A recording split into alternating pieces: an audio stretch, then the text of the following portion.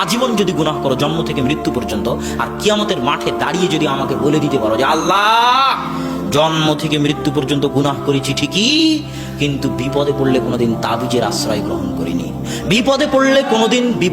কোনোদিন জিন পীরের আশ্রয় গ্রহণ করিনি, বিপদে পড়লে কোনোদিন মাজার দরগায় যায়নি, কোনো দিবস, কোনো স্থান, কোনো কাল, কোনো পাত্রকে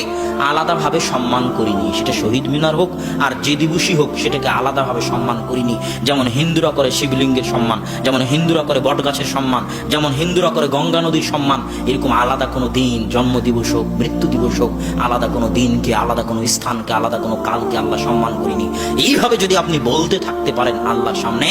এবং প্রমাণ করতে পারেন যে আপনি কোনোদিন শিরক করেননি, তাহলে আল্লাহ বলতেছেন লা আতাইতু বিকরাবিল আরদি মাগফিরাহ, তোমার গুনাহ যদি আসমান জমিন ভর্তি হয় তা আমি আল্লাহ আসমান জমিন ভর্তি ক্ষমা নিয়ে উপস্থিত হব।